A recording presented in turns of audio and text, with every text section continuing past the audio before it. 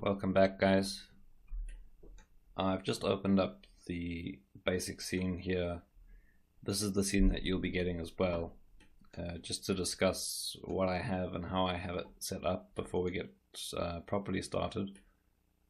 So I have the basic gray environment and the character animation, and I've got the layout circles that are my timing and scale reference for now. The full shot is 220 frames, which does include the shield. So I've just set the timeline to 130, just so that when we start wrapping out stuff, we're not writing down things we don't need.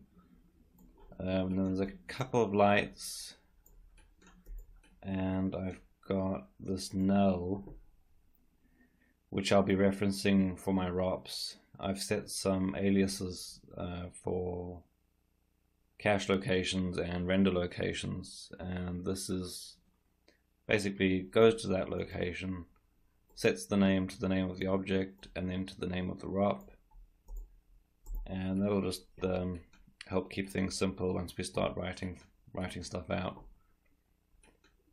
Let me take a quick screenshot just to discuss how I'm currently thinking about the effect.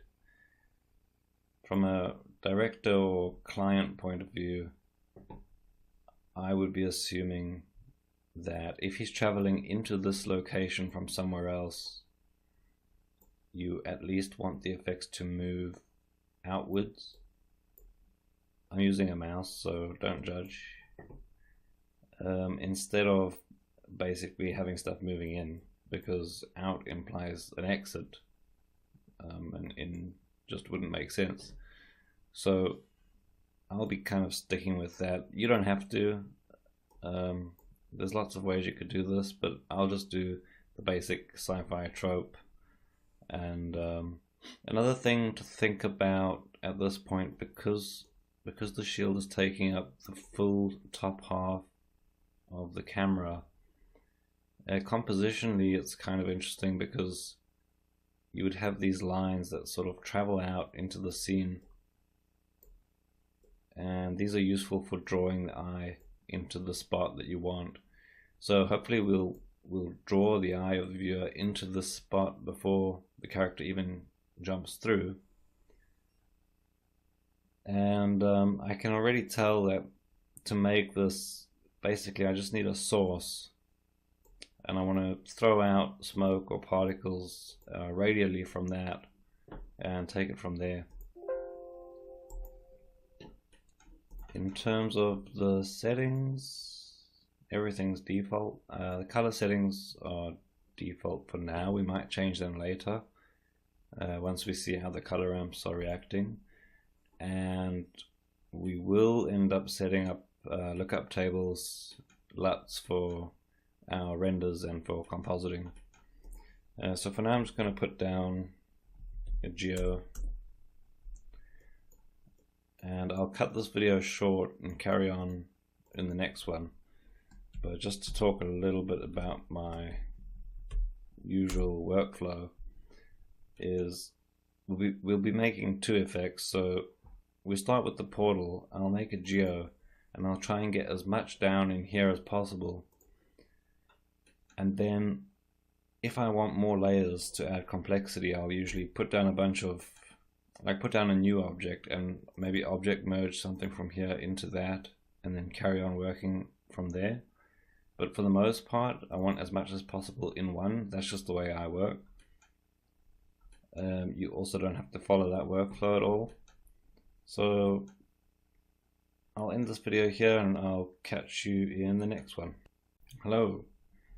So let's get started. Let me make this a bit bigger. This is probably going to drive you crazy, because what I do is the viewport is the most important thing to me usually, and I have my object network quite small, and it drives people crazy, but I'll try and make it bigger than usual so you can at least see. So let's dive in. Actually, let me hide some stuff. I'll I'll keep the character for some reference and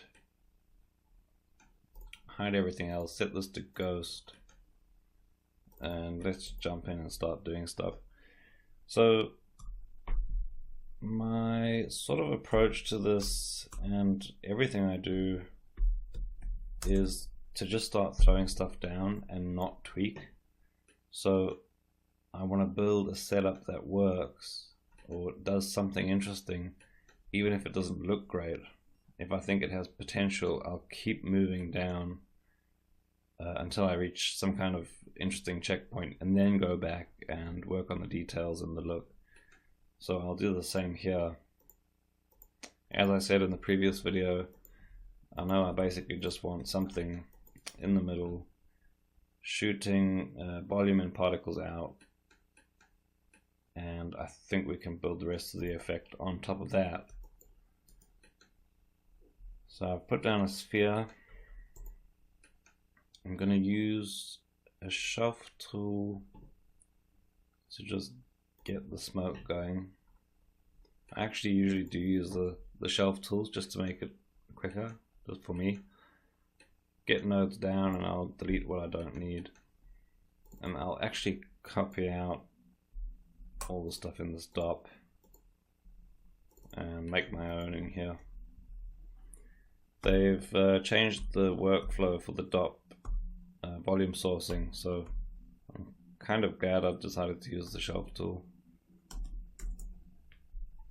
Just pop this in here, make sure it works. All good. So let's see what we've got. So scattered points with density and temperature. Adding some noise to both of those and rasterizing it. So what we want for starters is some velocity. So I'll put down a point.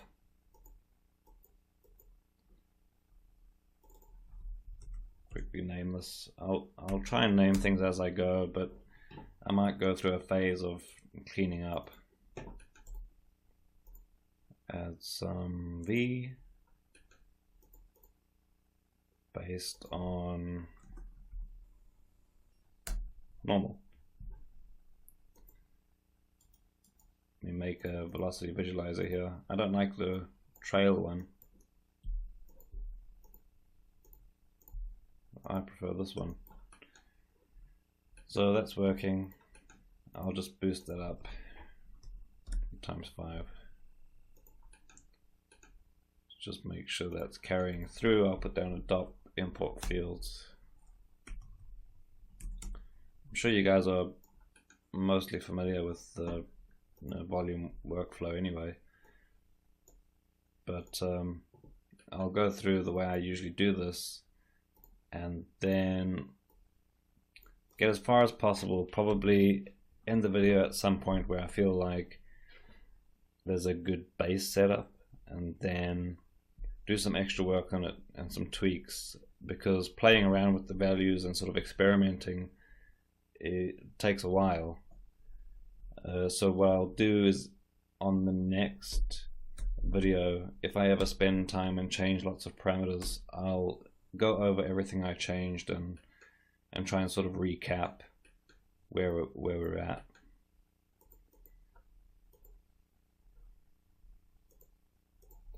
So here I only need density and velocity. Just check our velocity is working. It is. I'm going to switch the clamping off on the resize. We don't need that. And let's save.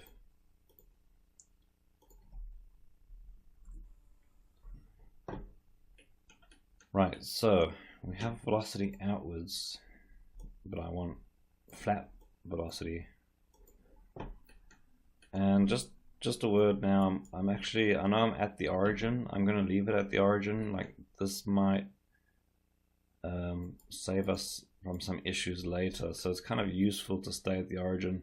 for this effect, because I don't want it to interact with the character really or the environment. So we're safe to work here, and then I can always transform it into the correct place later. So we want to flatten this. If we just flatten the sphere, then we get nice flat velocities as well. And let's see what we've got. Hopefully something that looks more like a portal. Yeah, that looks pretty interesting. What's it doing? I think it's floating up. Switch off some buoyancy. We don't need that either. So, like I was saying, I'm not going to tweak the volume settings right now. I think it's probably too turbulent, but it works. It looks okay. Let's carry on moving forward. I'm going to jump straight in.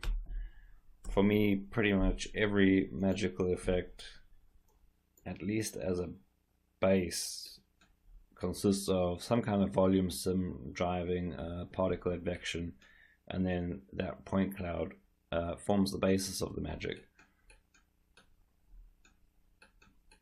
So let's actually put down a circle, because if we're going to source into the volume, we probably want the dimensions of the portal opening defined now. So this is where I need to see where the character is. Where is he?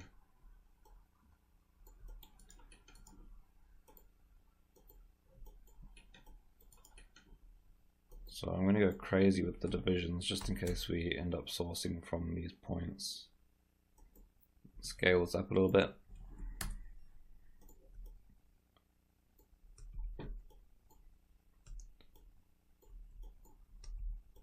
Looks about right. So I'll use that. Maybe scatter some points on it. I don't generally use the relaxed iterations. It's a bit slow for my liking, so let's go crazy here as well. Maybe that's too much for testing. So I'll plug that in there, put the volume in the second input, and let's see what happens here. Set the source to all points and put down an advect by volumes. So in this case, right, set second context.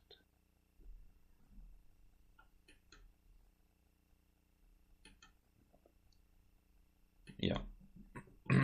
So in this case, advection type, I would usually use velocity. Obviously it depends what you want. In this case I want the particles to fully resemble the volume simulation, so I'll update velocity, and usually I default to trace. Single step, trace is more accurate for me. Single step seems to overshoot if you have particularly high velocity fields from a volume sim. Then the pop can't keep up, so the particles end up shooting outside of that advector range. So my default is trace. You can use single step, but basically if you see points not doing what you expect them to do, try and change it to trace. Might fix the problem. Right, let's see what happens.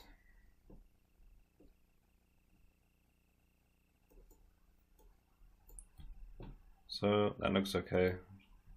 Make the point smaller. I kind of like the start. Like I said before, I think it's too crazy on the turbulence. But that's cool for now. So let's hide this character. So one thing I don't want is for the portal effects to have much height. We can introduce height later, but I mean for the base particle advection, let's try flatten that out. So our options are, and I do like doing a lot of work post sim, so you could just sort of flatten these points out afterwards and take it from there. For advection points, it's kind of useful to do as much as possible inside the PopNet for a few reasons, but for me the main reason is if you're changing the positions artificially every frame during the simulation, then the particle has to be advected from that position. So you actually end up with a completely different result.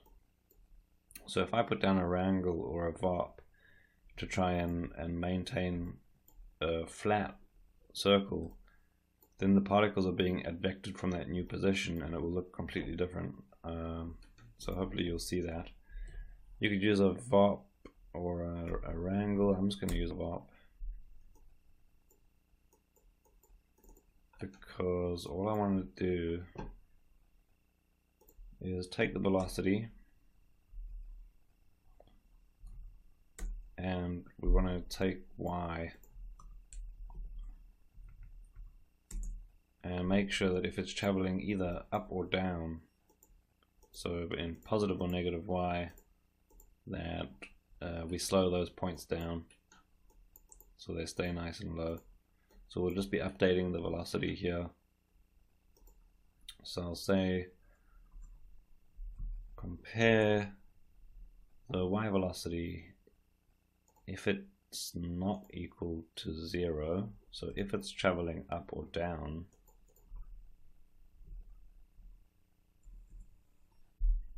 two-way switch. If it is traveling up or down, then multiply the y velocity by 0.25, and if it's at 0, then don't do anything to the velocity. And if I reset this now, whoa. So you can see already that it's completely different from when I just used the transform to flatten it. And it actually looks pretty cool. I kind of like it. I'll put the camera down here to pretend like we're in the shot. Yep, that's a good start. So what I've done up till now is basically just without changing anything, started with nothing and have a workable setup. Basically, like this is the approach that I can use to make a lot of the layers that can go into building the effect. So I mean, as an example, I already like this, so what I'll do is I'll just duplicate the PopNet, and it's really all about experimentation for me. So immediately I'll try, like, what if I just emit from the circle instead of the scattered points? And that's already completely different. I mean, it's the same noises and stuff, but the look is different. So I really like working like this. I feel like you can try different sources, you can add noises here maybe, and have different noises for each pop. You could just have multiple volume sims and have a different one for multiple pops, but you could see that you could build up a bunch of layers here and experiment, and then just bring together the ones that you really like. So let's see.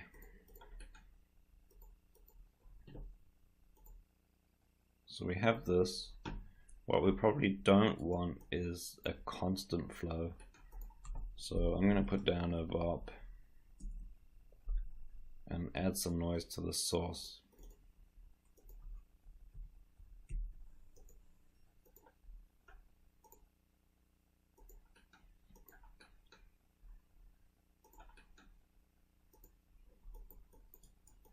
And I'm actually going to make the background black. often feel like I can't see these properly. Make the points bigger. So we can just have any kind of noise here really. It's going to start with, that's pretty cool. Start with something like that.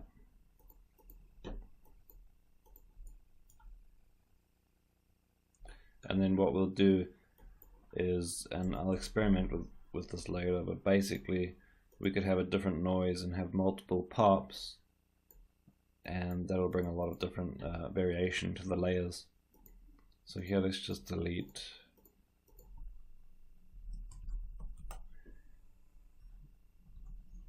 anything that's not white.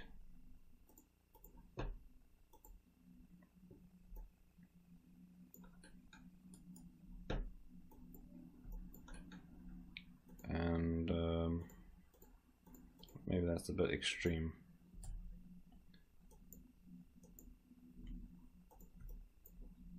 And increase the substeps.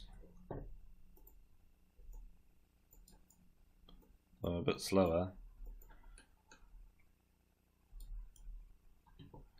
But you can kind of see what I'm getting at, and I mean, I could obviously tweak for ages here, and I don't want you to watch me just trying out things. Like I said, part of this is basically put down a bunch of stuff that you feel comfortable experimenting with, and then take the time and really try different things.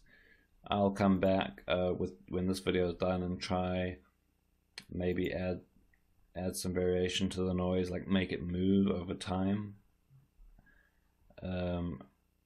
Try a different noise on this one, change some simulation settings inside.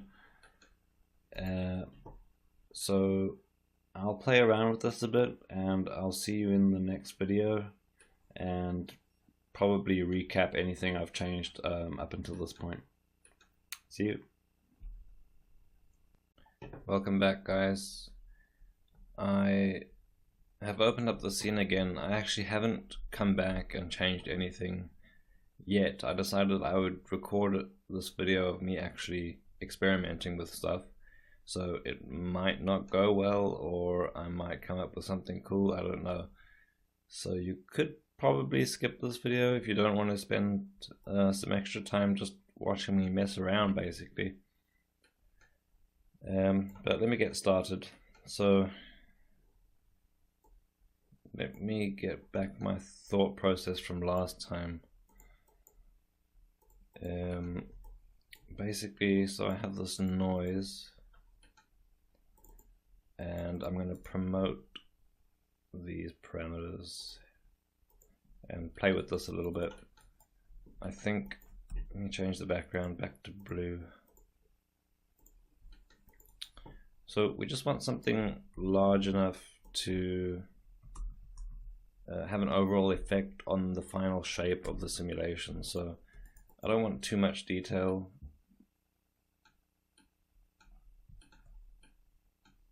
Just enough to break it up so that we get some interesting streaks or something from the actual sim.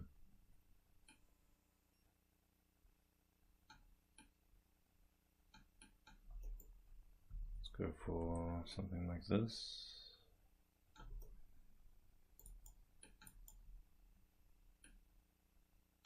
Something like that looks okay, and then I'll just put a $F in here and get this moving a bit.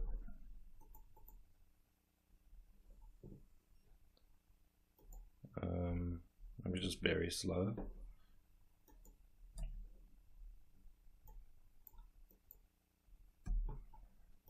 And let's see how this looks through the sim.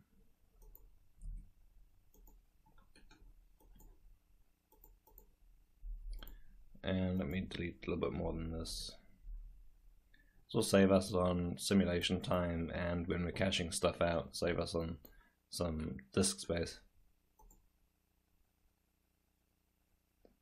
So kind of what I'm currently thinking is, if we can break this up enough and it changes over time, then this particular thread of the network will fill up some spaces in the environment, and then maybe another simulation will fill up the gaps in between.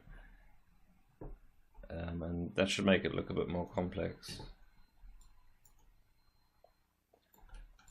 So, and I also don't want to clamp the noise too much, because I want as much range between the whites and the blacks as possible to allow for when we go down and color the particles and figure out how we're going to render them.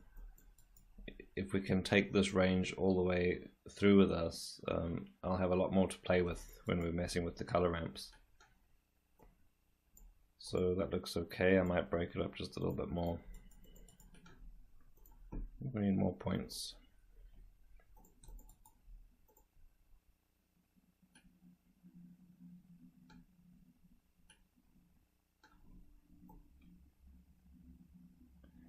Something like that. And I was just looking at the sim and it's looking very flat. So I might now experiment with well, this is too broken up.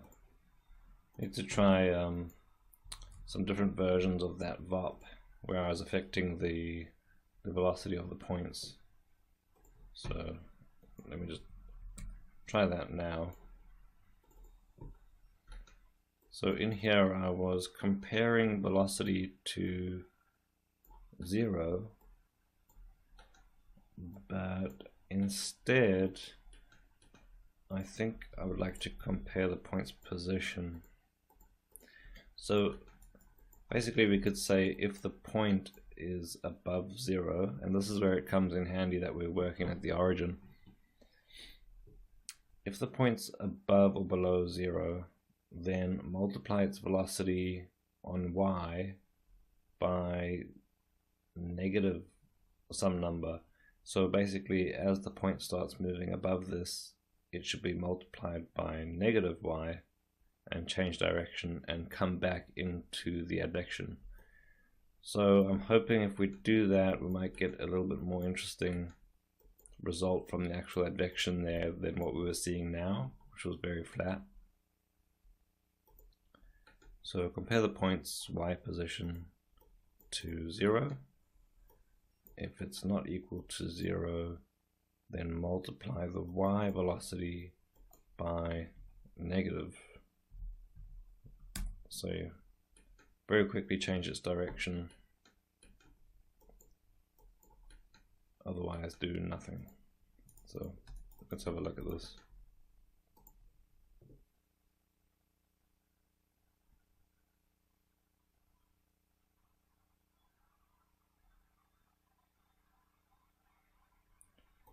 I've got too many sub-steps at the moment. I can't remember what we set it before. Just put it to 1 for now.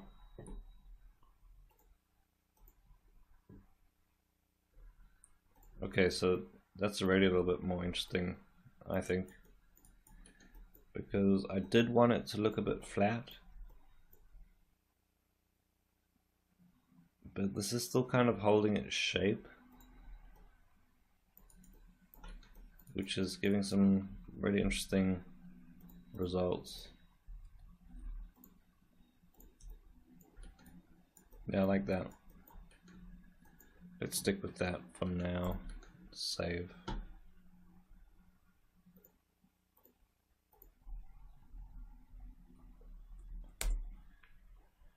Right, so we have a noise that moves and we have an advection system that we like. And I was thinking of trying, see here, I'm going to just shift this over so we keep what we've made before. I was thinking of trying one of the new pop forces, which was, I think it's pop fluid.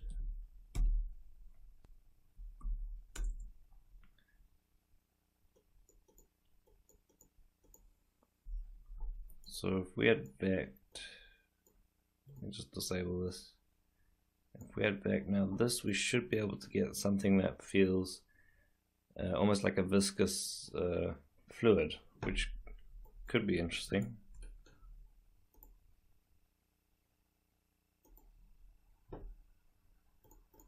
I'm constantly changing the size of these points. Right, that is very strange. I kind of like it. I'm not sure it's going to work for a portal. Wow. Okay, so let's see what we've got. Update positions. Update velocities.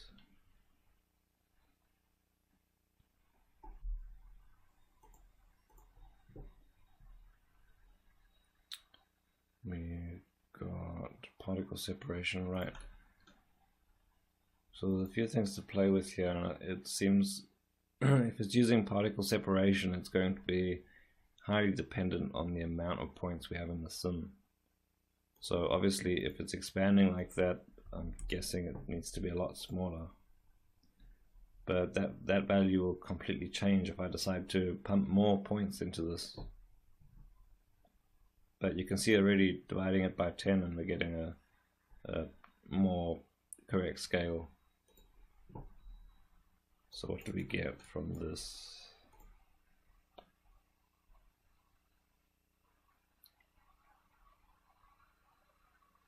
I'm not really seeing anything. I guess there does seem to be some kind of surface tension force at play here, which would be really nice if it was more obvious.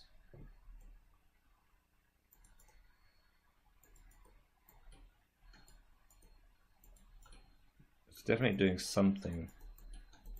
What I'm going to do now is actually just fix the stepping before we carry on, because it's bothering me a bit. So the thing is, this circle doesn't have any initial velocities.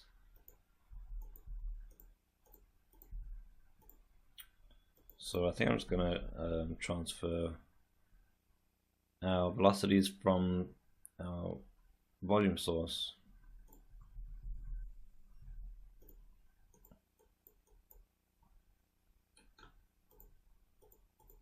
So we'll take those,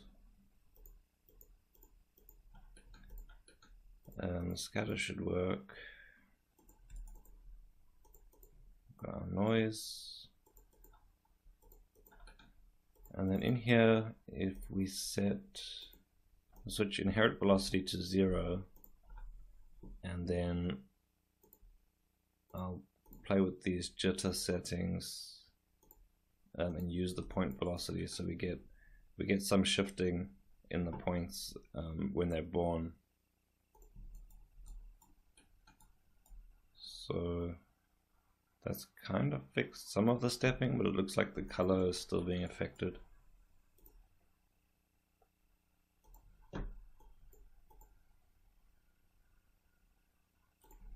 It's a lot better. Right, so we take that, we switch our pop fluid back on, and let's see. Let's just boost up these constraint iterations.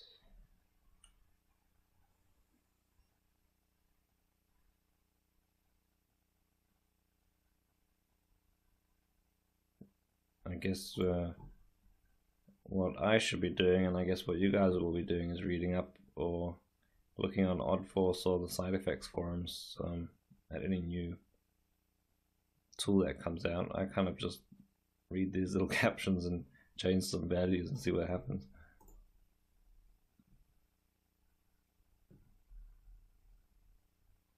It's very slow.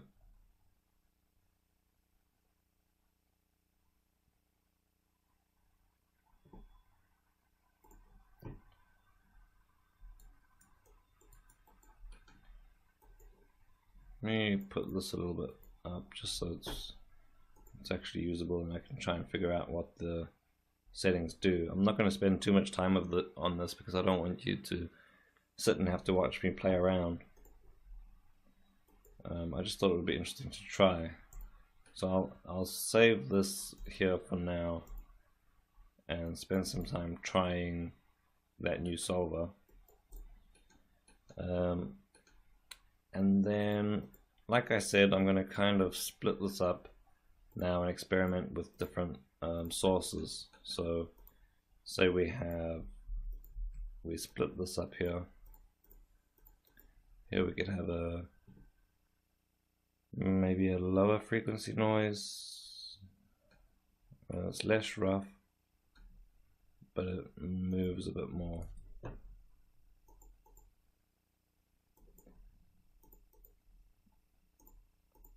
And we have a bit more range in this one. Plug that in here.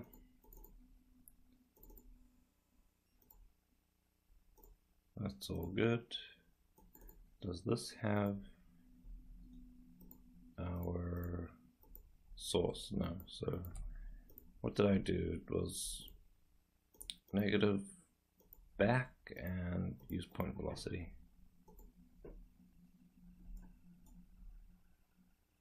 I really like this one. Like an octopus or something. Yeah, that works for me. So you can see that I'm removing sections of it before the pops in. Overall it's still forming quite a solid shape, so probably going to end up playing with these noises a bit. I don't want both of these to necessarily form a solid shape, because that would kind of defeat the purpose. Although if this one is using that new pop fluid, I guess it'll look completely different, but I won't know until later on.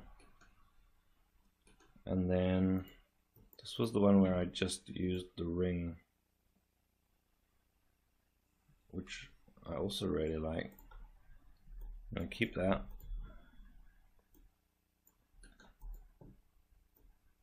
Let's see if I can think of something else to try. Thinking maybe one again on the noise front is a very sparse noise. So if there's very small, I'm going to actually put in a ramp here.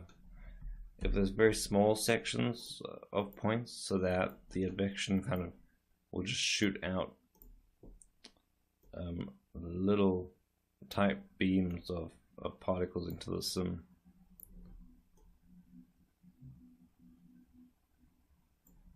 So something like that.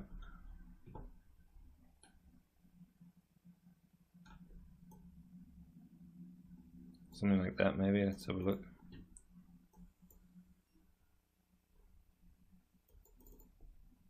Double check. Nope.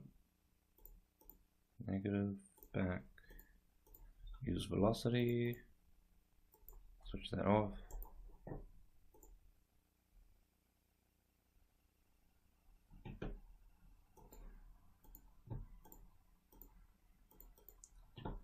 So I just want to break this up a little bit more.